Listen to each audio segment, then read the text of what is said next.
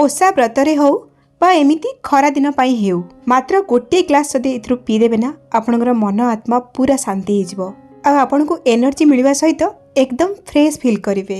आज आमे तयारी करबा सुपर टेस्टी सुपर डिलीशियस ठंडा ठंडा सागु लस्सी। तेबे वीडियो को संपूर्ण देखंतु। आशा करबी कि आज रे रेसिपी आपण मानको निश्चय पसंद आसीबो।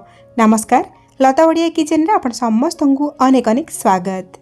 सागु लस्सी बनिया पई एठी देखंतु मु 15 रु 20 टा नेची गोटा काजू ता सहित 15-20 टा मु नेची आलमंड को हल्का उषुम पानी रे आधा घंटा पई बतुरे नेथिली।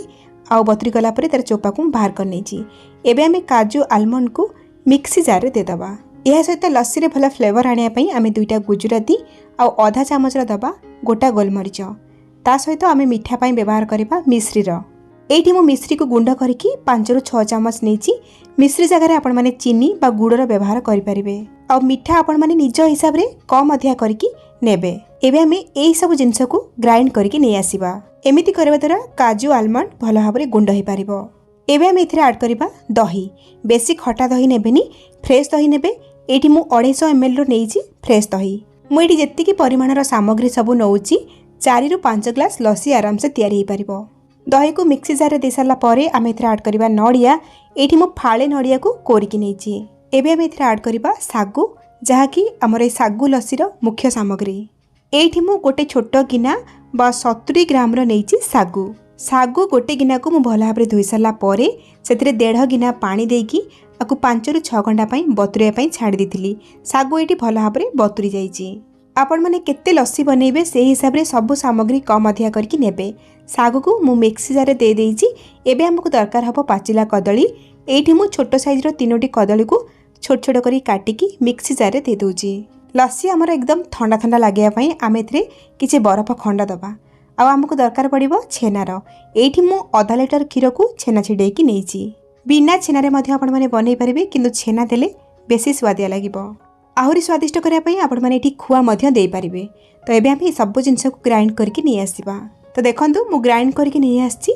आउ एहार टेक्सचर देखंतु एकदम क्रीमी क्रीमी अछि ना, बहुत बढ़िया लागिबो पीवा पई। नॉर्मली लस्सी टिके बहलिया हेले भल लागि थाई।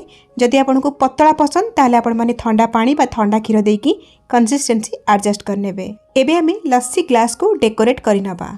सागु लस्सी तयारी करिया पई एठी मु आउ गोटे जिंस नेची, सेडा होची बेसिल सीड्स बा सब्जा सीड्स। मु गोटे छोट चामच नेची, ताको 5 मिनिट पाई पानी रे भिजेकी रखिथिली। आउ बहुत भल भाबरे भिजी जाईची। आउ एथिरे भरी रहिची प्रचुर परिमाणर प्रोटीन, फाइबर, विटामिन, मिनरल्स।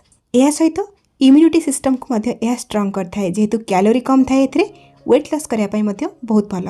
आ सबुठु भल जिंस हला एहा हम देह को ठंडा रखिथाय। खरा दिन रे आको बतुरे की जे कोनसी शरबत रे व्यवहार करि परिबे। प्रथमे ग्लास रे 2 ରୁ 3 चामच बतुरा हाइतिबा सब्जा सीड्स को मु देइची। ता सहित कलरफुल लागिया पई मु अल्प किछि डाळिंब मंजी को देइची। आ हमर लस्सी को एबे मु फिल करची। मु एठी सागु लस्सी पूरा प्लेन रखिची। आपण माने चाहिले जे कोनसी फ्रूट्स को छोट छोट करी काटी केथरे मिक्स करि परिबे। आ ग्लास रो ऊपरे आउ किछि बतुरा हाइतिबा सब्जा सीड्स को दबा। आउ किछि छेना दे दबा, कोरा नड़िया को दे दबा ऊपरे।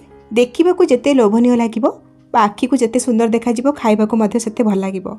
लस्सी को आहुरी स्वादिष्ट करिया पई एठी मु नेची राबिडी। राबिडी बिल्कुल ऑप्शनल अछि, आपण चाहिले देई परिबे न देई परिबे। तो मु राबिडी रो 2-3 चामच ग्लास ऊपरे देकी सजेइची। एहा सहित किछि डाळिंब मंजी, काजू, चेरी, कटा पिस्ता और कटा कदली देकी सजेई नेची। एठी हमरो पिया पई एकदम रेडी हे गला ठंडा ठंडा सागु लस्सी। आपण माने भी एई भली भाबरे सागु लस्सी बनांतु। केमिति लागिला आपनको अनुभूति मो सहित शेयर करंतु। ताले आज पई रहउची पुणी आसीबी आ गोटे नुवा रेसिपी नेकी। सेई पर्यंत रहिली। नमस्कार, बाय, जय जगन्नाथ।